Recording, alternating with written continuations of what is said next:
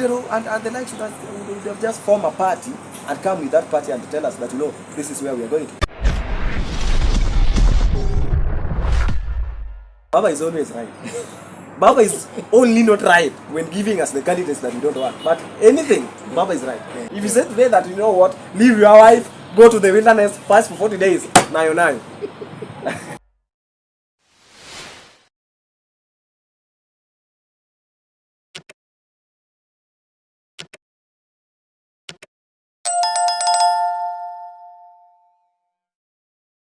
If you go to Rachuonyo County Hospital, as they say today, you will realize that the services there are meant for dispensary and village clinics. And the services there are for clinics and dispensaries. Then it should be Rachuonyo Health Center or Rachuonyo. The only service that you can get in Rachuonyo 100% is the ARV and the visiting things.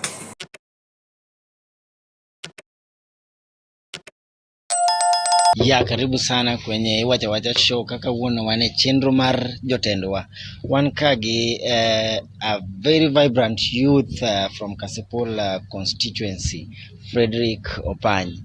Ndugu, habari yako brother? Niko salama. Yeah. Nakumbuka when we met last, it was last month, we never had time to talk, but we promised that we will look for you. Though finding you has been a very big problem, Bana. Your schedule is very busy from Nairobi to home. How do you operate? So unajua wewe ubaya, unanitafuta, unaniuliza kitu as in you don't consider the environment ya kuniuliza vitu. Kitu unaniuliza, unanipata kwa bao unaniuliza siasa. Okay, so I've been on and off. Saa zingine tuko Nairobi, tuko home, tuko wapi, tunatafuta also, because at the end of the day we must at least put something on the table. Yeah. So and at the end of the day also we must also work on achieving our dreams. Yes. Yeah, so previously we knew you as Oleng Todwaro. So what is the difference between Oleng Todwaro and Frederick Opany? First of all, Frederick Opany is a boy who was born and raised in a village called Kachuku in West Kasipul. That is in Kasipul, Homa Bay County. Yeah. That is where I was. Notice that this is where, because we are now talking. In fact, we are talking at the heart of the constituency. That is Oyugis town. So this is where I was born and raised. Though I was not raised in town, I was raised in Kachuku village, but this is my hometown. Yeah. So Frederick Opany, that is my official name. I'm Frederick Ochieng on my ID. And Oleng Todwaro is a name that I used to have. I used to have when I was doing comedy, because I'm also a former comedian. And, talented in that case. Yes, that is where my talent is, and I survived with comedy for 6 years, if I'm not wrong. I used to pay my bills with comedy for 6 years. So I say that no, this is not the life that I wanted to live. I've never told someone that I want to be a comedian in my next life.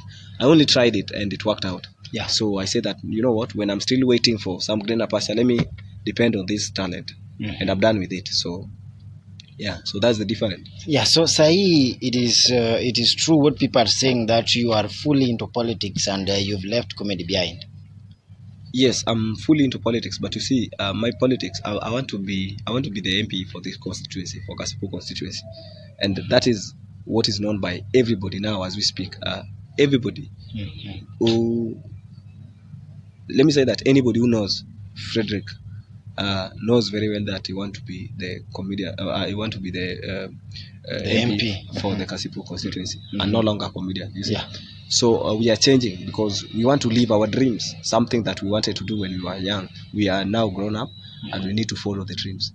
So 2027, Kasipul N1 2027. That's my slogan, and it will not change anytime soon. And nothing is going to change it. Nobody is going to change it.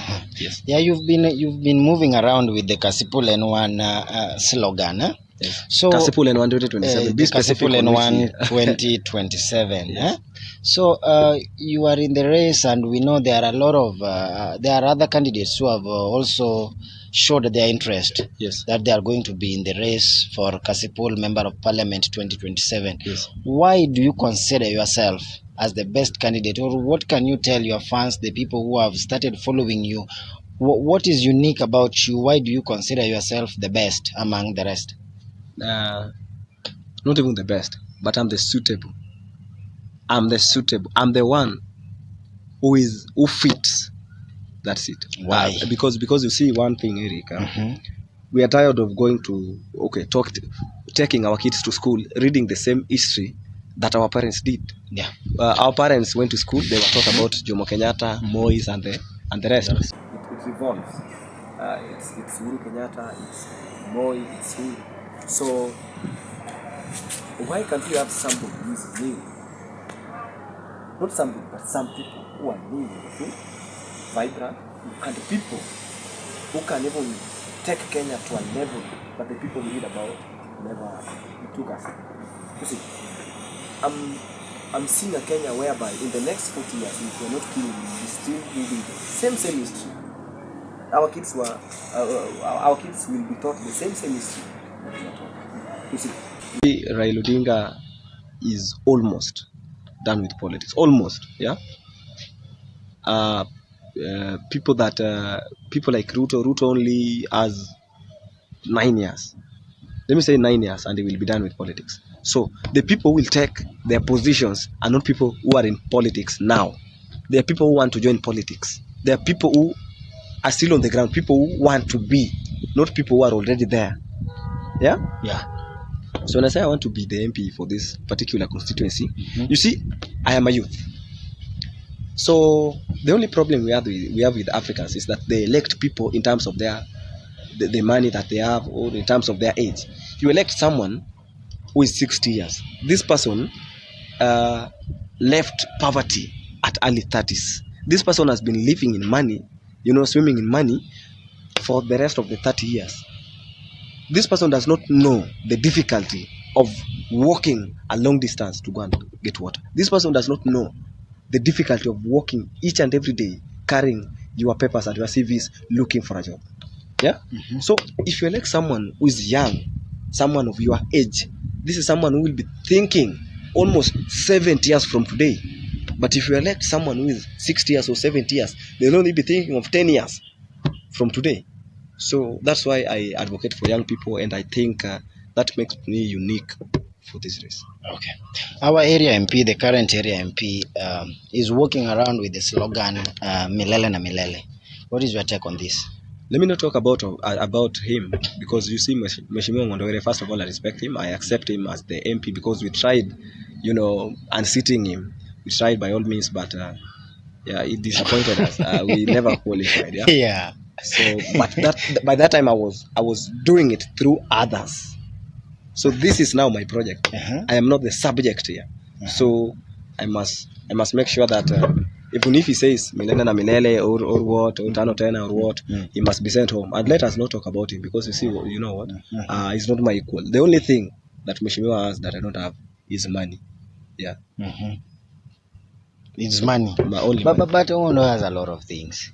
He's living in a very how do we call it? Very wonderful house. He has cars. He has a lot of things that you still don't have. But all these things are subjected to money. So money is what I don't have. Okay, I don't have money. I don't have the same amount of money or the same. How do we say? Net worth. Yeah, but you see, all the things that you're saying are subjective. Yeah. But in terms of everything, it's not my equal. It cannot match me. Okay. So of late, we've known a number of politicians who have showed themselves clearly as ODM rebels. Yes. According to and I'm one of them. You are one of them, and we know that you are not going to run under the ticket of ODM. What is the main issue? What is the main issue that you have with ODM? You see, ODM should remove the term democratic from their name, because it's not okay. Democracy is where the people, you as a voter, you're the one who says where, who leads you. Yeah. But you see, ODM says that 14th we will be going for nominations. You will wake up very early in the morning, leave your things, go for nominations, vote for your favorite candidate. But in the next day, you will just hear that another thing. ODM can give ticket to anything they come across. You see, you vote, you nominate your suitable candidates, they give you yours. So I think they are not democratic. Okay, let me clarify this. Raila Odinga is the suitable candidate for this country so long as he's still alive. You see, so Raila Odinga any day, anytime, my guy. But ODM no. Yeah. So that's why I think I don't like ODM, because they don't go according to the will of people. They do things according to them. Just a committee of 2 or 3. Let me say, for example, this constituency. Do you know that last time when direct ticket was given to Mheshimiwa Ngondowere, the only people who determined that was Wanga, was Junet, was Wandai. Only 3 people: Wandai, Wanga, and Junet. But ticket was given. And the ticket was given. They never came to the ground and asked us who was the suitable candidate. Yeah. Okay, so the ODM rebels, as citizens, or the common mwananchi, as let me put it, we knew, or we had that thought that they will form a political party that will outsmart ODM, but we are surprised to see them led by Evans Kidero, the former Nairobi governor, joining UDA. What do you have to say about this? I call him Okebe. Evans Kidero. Okebe is a good guy. Former governor of Nairobi County, the first person to be the governor of a city county. You see, Nairobi, being a governor of Nairobi is like being the president, because you lead everyone. Even the state house is in your county. You see, when they describe themselves as ODM rebels, we thought that they'd come with a party that maybe would outsmart ODM in Luo Nyanza or Kenya as a whole, but we never knew that they'll go and join UDA. I think we as the Luo community, we must disown them, because joining UDA was not the option. As ODM rebels, we want a party that can give directions to Raila Odinga. The party that will tell Raila that, you know what, your business is presidency. These are the posts, the MP, the governor. We are the people who have the power to put whoever we want in those posts. Not joining UDA. You see, UDA is led by our enemy, somebody who stole our victory and all that. So dining with our enemy, we are going to disown them. Okay, it's their democratic right, yes, but I don't think they'll even have a ground of spreading the UDA gospel in Omabay County, or because I'm speaking on behalf of. That is the democracy you are talking about. Okay, let them do it. Yeah, but we are not going to buy the idea. You see, they can come with the idea, but we are not buying the idea. We will only we listen to them, yes, but we will not buy the idea, because UDA is not the option, bro. And yeah, but even there are a lot of wananchi who are buying the idea. They are in support of UDA. Which wananchi? You know, how many UDA members are in Omabay? How many UDA members are in? Those are tumbocrats, bro. If you are sure that you want to relieve Luo Nation from Odingaism, from ODM nonsense, form a party that can, outsmart ODM in its strongholds. Don't go and join our enemies. Kidero and the likes would have just formed a party and come with that party and to tell us that, you know, this is where we are going to. And we tell Raila that any day, anytime you want presidency, we will give you the presidency. But don't force us with candidates that we don't want. That is the only issue that we have with Raila, giving us candidates that we don't want. But in form of presidency is the suitable candidate. Yeah, but there are other political parties from Nyanza, like the PDP, who is working close with the sitting president. Who is the chair? Who is the owner of PDP? Right now it is the former governor Migori County. And the former governor joined UDA yesterday. They have folded their parties, and they are now in UDA. So they bought the Cleopas Malala's idea of folding parties and joining UDA. They want to make sure that Kenya becomes a one-party state, something that we were removed from long time ago. So we are not buying the idea. Kidero and the team, you must resign from UDA with immediate effect. Apologize to Luo Nation. If you are sure that you want to relieve us from the Odingaism and ODM nonsense, form your party and don't in any way collaborate with our enemies. Yeah, UDA is our enemy, number one enemy. Yeah, and that's why, as we are speaking now, life is so hard. So you don't go there because you are going to be given jobs and you don't care about what people who used to follow you are feeling anytime they go to buy unga. Yeah. So what is your take on Monday 20th protest called by Azimio? Baba is always right. Baba is only not right when giving us the candidates that we don't want. But anything, Baba is right. But you see, let people go to the street. No. Going to do what? Baba has not said that we are going to State House. There's only people like Babu who are saying that we are going to State House. I am waiting for the day. Baba still has two rallies. I think they have in 16th is tomorrow. Yeah, they'll be in Nakuru. Then 17th they'll be in Kiambu. I'm waiting for Baba to say that on 20th we will be going to State House, bro. I'm telling you.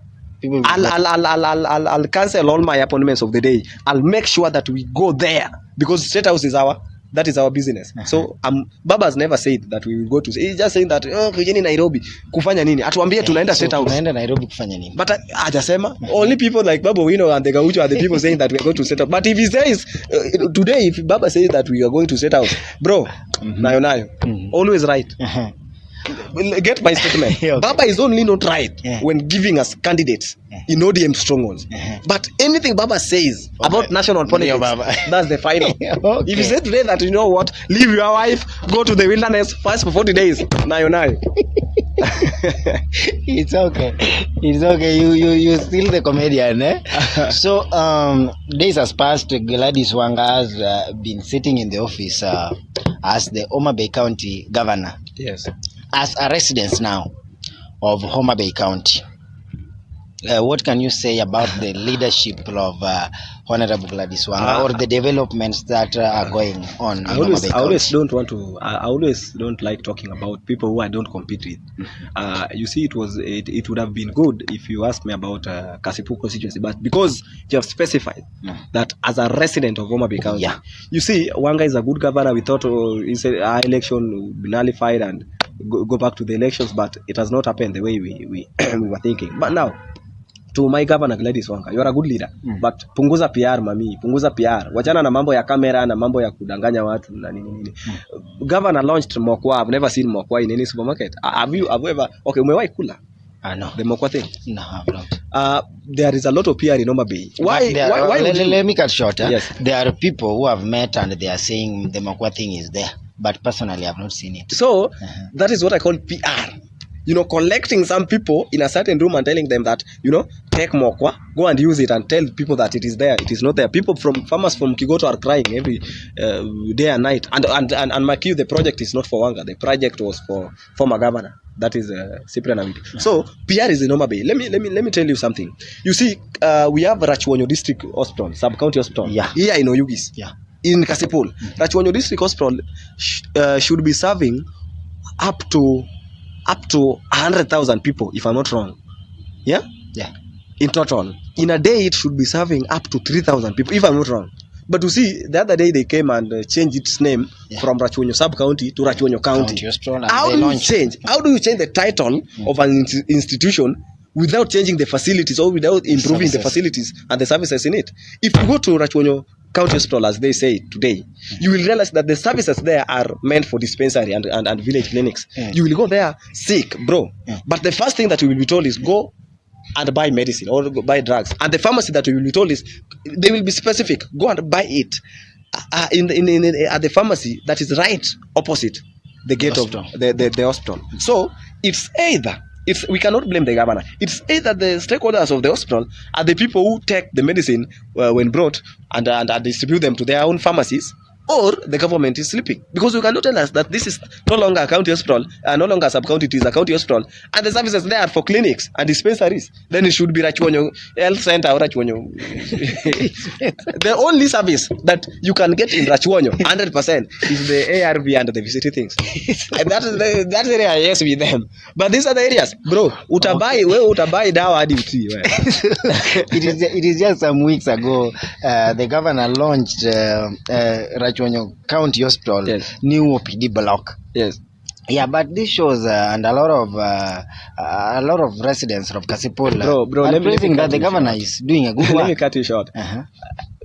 Umeita the Rachuonyo new OPD block. That one was built by Magwanga during his reign as the MP for Kasipul. No, but is that it has the logo of the county. That is what I call PR. You come and paint things that were done before you, then you tell people that, you know what, this is our project.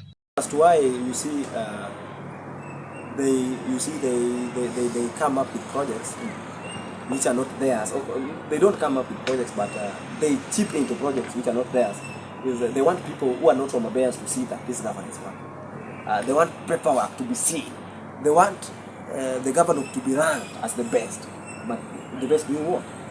Changing the title of this. There are a lot of things she has done. She has launched a lot of projects. I like it. The other day when she took children to pupils to school, I was told that there were over 3,000. That's good, and congratulations, Gladys Wanga, for taking our students to school. That is good. So those are the projects that we want. We don't want to be told that there is a maize milling company and there is no hunger and disease because we don't want to be told that Rachuonyo is now a county hospital and the services are for health centers. So Governor Wanga, we like you, we love you. Punguza PR mami. Utakuwa sawa. Punguza tu PR. Wachana na mambo ya kuambia vitu ziko. Tell us what are there things that you have done. So as we wind up, what do you have to tell your fans from Kasipul and everybody watching? Fans was used when I was in comedy. Now, what we say, your followers. Yeah, your followers. So, we have an election to win. Come 10th August 2027. Kasipul N1 2027. It is a dream that is becoming to be a reality, and it must be done. Asanteni sana. Subscribe to Aliko Africana. Mkuja hapa kwa mpigo sana, si ndio? Hapo. Asante sana.